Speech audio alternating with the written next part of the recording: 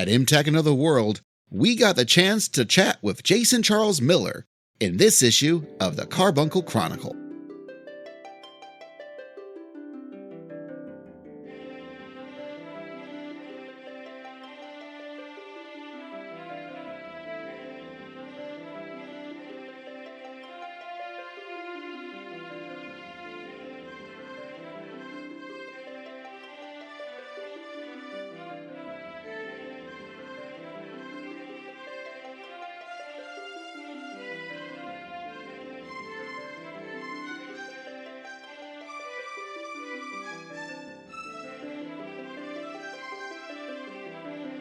Hello, adventurers, and welcome to the Carbuncle Chronicle, your podcast for everything awesome in Final Fantasy XIV.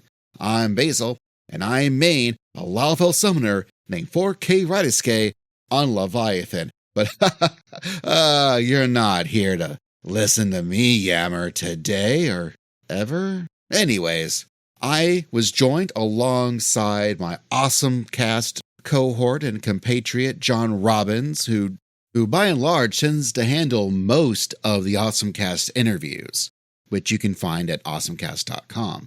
But him and I, we got to team up and we got to talk with Jason Charles Miller, star of stage and screen and music and podcasts and all sorts of things. He does a lot, y'all. He does a whole lot. Final Fantasy XIV fans would probably recognize him for a few things. For one thing, he was the English voice of Raubahn for all of A Realm Reborn and all that 2.0 greatness therein. But a lot of folks, probably most folks in Final Fantasy XIV, will recognize him best for his singing voice. He has been a part of some just absolute bangers. For example, he was one of the main vocalists for the Shadowbringers theme. He also did the vocals for Close in the Distance, for To the Edge, a highlight for many folks in a patch full of highlights. And even very recently, as of this recording, he got to do the track Unleashed, which plays in the most current Arcadian tier that is Cruiserweight in the final one, M8. Dude rules. He writes a lot of awesome music that's just good on its own right for himself.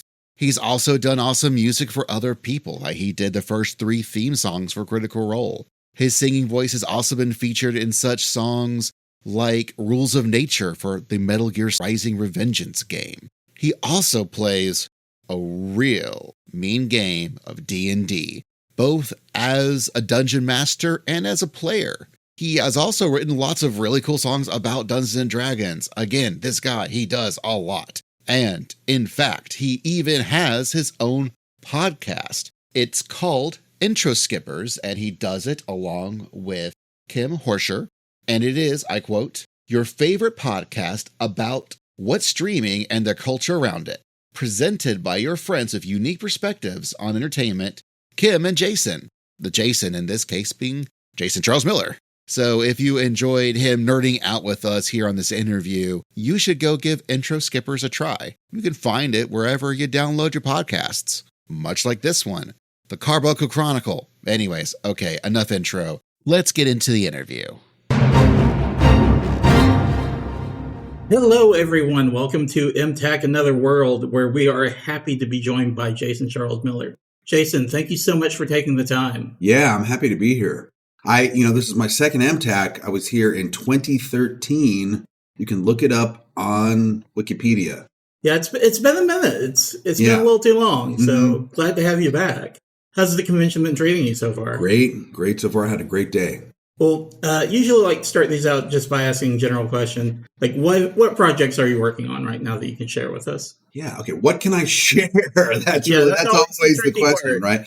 Well, let's see. I just had a new song release in Final Fantasy XIV, the latest update called 7.2, and the song's called Unleashed. So that is my latest thing. Let's see. I'm thinking, like, every time I want to tell you guys something, I think of the non-disclosure agreement that I signed. Yeah. That's the NDAs. Yeah, I can say I just worked on Neverwinter again, so that will be coming out soon. And like I said, the new Final Fantasy XIV song. Also, I collaborated with Soken, the composer of Final Fantasy XIV, back in January. I sang Kenny Omega's new wrestling intro song. Oh, wow. So he now, on any pay-per-view, whether it's New Japan or AEW, Kenny comes out to a song called Take Flight that Soken composed, and I sing it. Wow. That's excellent. Thank you for sharing that with us. Sure. So let me ask, what made you first take an interest in being a performer?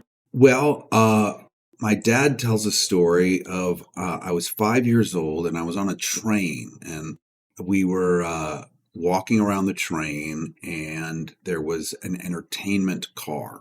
And I guess there was a guy in there with a guitar, and he was getting kind of frustrated because no one was paying attention to him.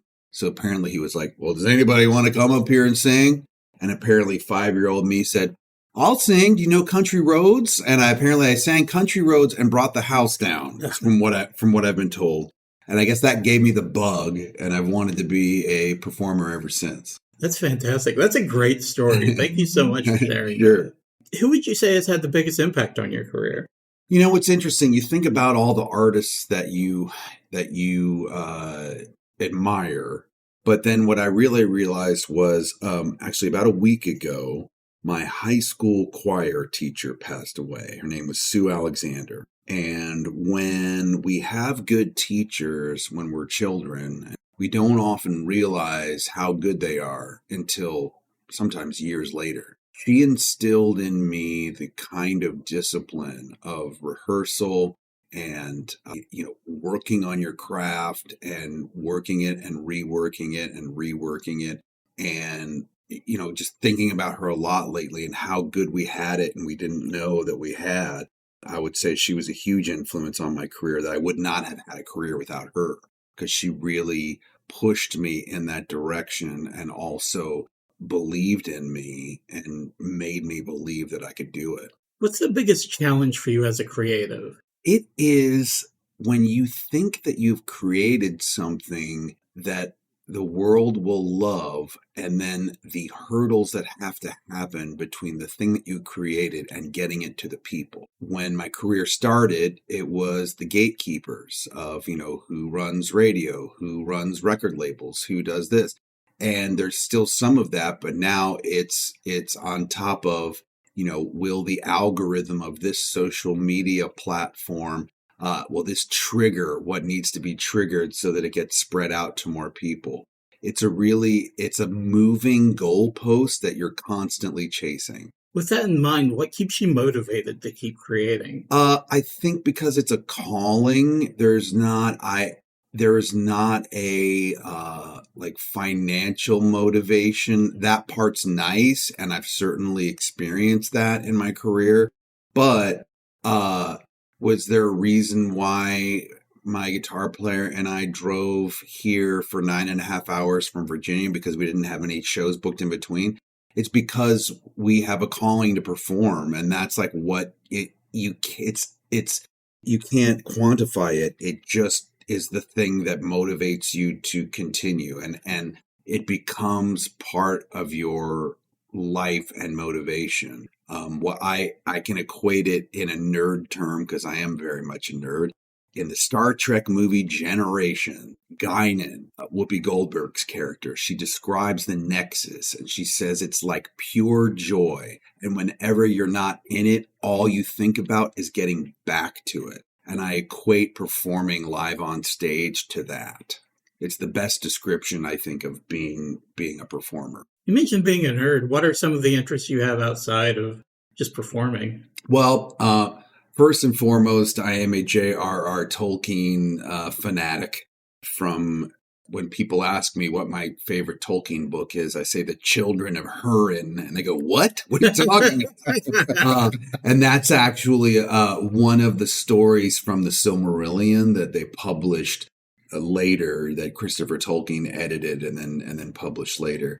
But so anything Tolkien and Middle Earth is something that I'm constantly researching and digging into more and more, which then when I was cast in the game Lord of the Rings Rise to War, that was like definitely a highlight of my career, because finally something that I love more than anything, I'm able to like contribute in the tiniest way to that universe. It was a really fun thing. I'm glad you were able to experience that. I think that's something that everybody wants for themselves. Yeah.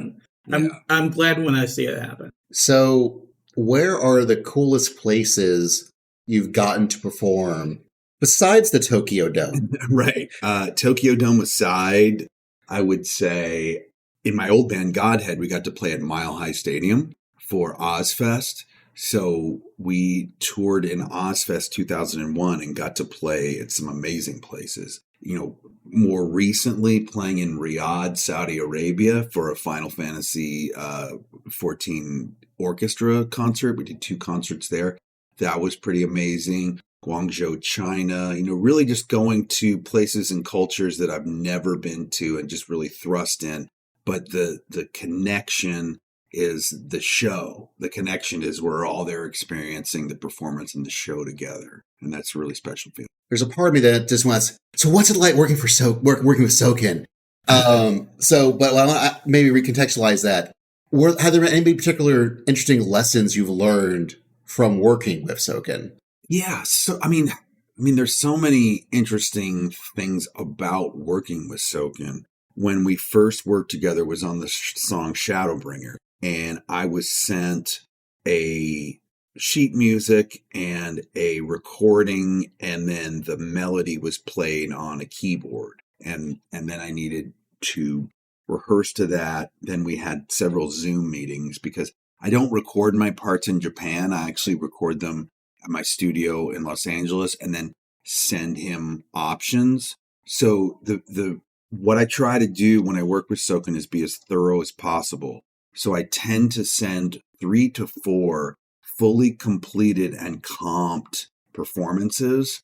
And then I let him choose from those performances what pieces he wants to put in the final version. So he might use verse 1 from my second completed take. He might use chorus 2 from my fourth, you know, and it's interesting to see what he takes. So I try to give him way more than what he needs so that we don't have to do any back and forth too often or, you know, jump on another call. I just try to give him as much as I possibly can. But what I've learned from him is a lot. There's a lot of key changes in his music, and you've got to do it on the fly live. It's one thing when you're in a studio and you're able to sort of record each section at a time. But when you have to do that thing live and you're singing with the Tokyo Philharmonic Orchestra and there's a conductor right there and you've got to, you know, hit a note and then hit another note that's 16 semitones above it like that. It's a different way of training your voice, and it's a different way of really experiencing music. So what it's taught me is to be more flexible, to be more agile, to be able to move as quickly as his mind moves when he's composing something. Did you have any experience with Final Fantasy before? Oh, yeah, absolutely. Like Final Fantasy 3 was my jam when I was a kid. Getting the airship was the thing, you know? Yeah. So being able to, and knowing what a huge franchise it is, and then being cast as Raubahn first. Yeah. That was a really cool experience. And then to be brought back later to sing all of these songs in the game, you feel the history, you feel the significance. You know how many people have experienced and loved a Final Fantasy game. And of course, there's people that love 7, and 7 is their ride or die for 7. There's some that are ride or die for 10, you know, and everyone sort of has their favorite. And then, of course, 14 comes out and it's, you know, the MMO to end all MMOs, you know, it's been going for 10 plus years.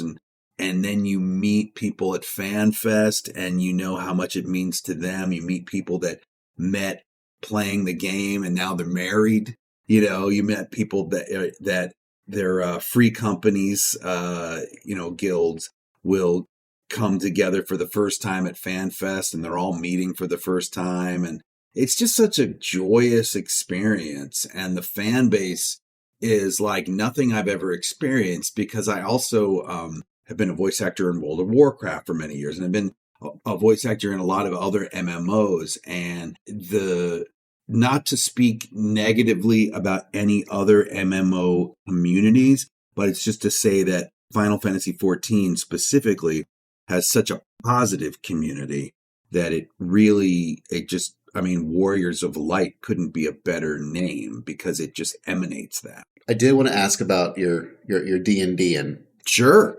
I've seen you, like, the streams of you game mastering and playing and performing. And what is similar and what is different about playing Dungeons and Dragons or tabletop role play, but also performing music? Because for me, I know it hits similar notes, notes sometimes, but other times it can be very different.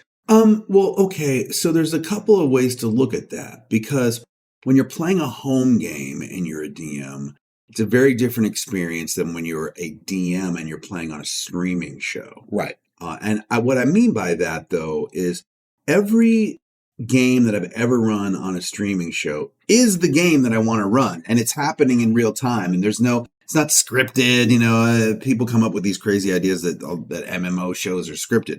They're really not. Sometimes, though, you have to pace it. I will design a game differently for a streaming show than I will for a home campaign or for a long campaign, right? So shows tend to be a little bit more on rails, so to speak. I want to give people as much agency as possible, but I also trust in my players that if I give them a door that needs to be opened, that they're going to open that door rather than that they're going to ignore that door and leave the dungeon. You know what I mean? Whereas in a home game, they could totally do that. And I've been in games where they do. But equating it to performing, obviously when we're streaming, you're performing. You're aware that there's a camera on you at all times. And that at first can be a little harrowing. It can be a little bit, you can be self-conscious, but you start to get used to it, and it starts to get a little easier and a little bit easier and a little bit easier. And then you can really relax and enjoy the camaraderie of telling a story together with everyone. You're telling the story with all of your players, and then the dice are throwing little, things in the mix. So early on, what someone told me at Geek and Sundry was, look, we're showing a game, but we also are making a show. And so we have to keep that in mind when we do that. So it's always good that your players on a streaming show have acting backgrounds or, improv backgrounds or comedy backgrounds to keep it interesting for the viewer. When I'm running a home game or a home campaign, that can be a little bit looser, and that doesn't matter as much. We're just all there to have fun. The main point is to have fun. And with a home game or with a streaming game, if things get too bogged down and too serious, I'm always going to try to make it light again, because it's a group of friends getting together to have a fun night. And yes, of course, we have goals in the game and we have things that we want to achieve, but I always want to make it about fun above all else. So one last question. Mm-hmm. The theme of MTAC is Another World. Yeah. So if you had to be transported to another world, and I think I know the answer. But I'm going to ask anyway, which world would you want to be transported to? Well, here's the thing. Is it Middle Earth First Age, the Second Age, or the Third Age, right? And is it Middle Earth in the Third Age before the events of The Hobbit, or after the events of The Hobbit, before the events of Lord of the Rings? There's so many different places. And then depending on what time you're there, is it Lothlorien? Is it Rivendell? Is it Gondor in its golden age? Like it's going to be, if I had to pick, it would be Lothlorien in the Third Age, right after the events of The Hobbit, but 80 years before the Lord of the Rings started, so that I could experience Lothlorien in a moment of peace. A nerdier answer one could not get. And I'm absolutely 100% here for it. Jason, Thank you so much. This has been wonderful. Thank you so much.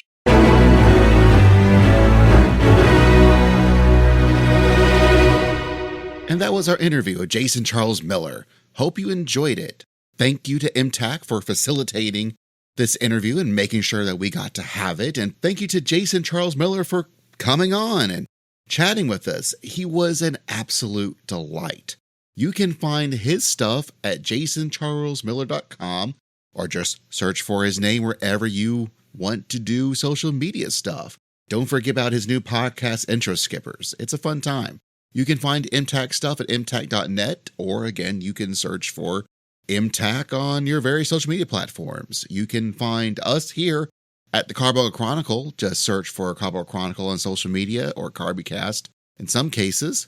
Of course, you can always go to carbunclechronicle.com, and you can find all my stuff at itsbasiltime.com or It's Basil Time on social media. And you can find John at J5 is Live on social media. J, the number 5, and then once again in text, is live. Thank you for John and Jason for talking with us. Thank you out there for listening. And never ever forget, you tank the Bone Dragon up north.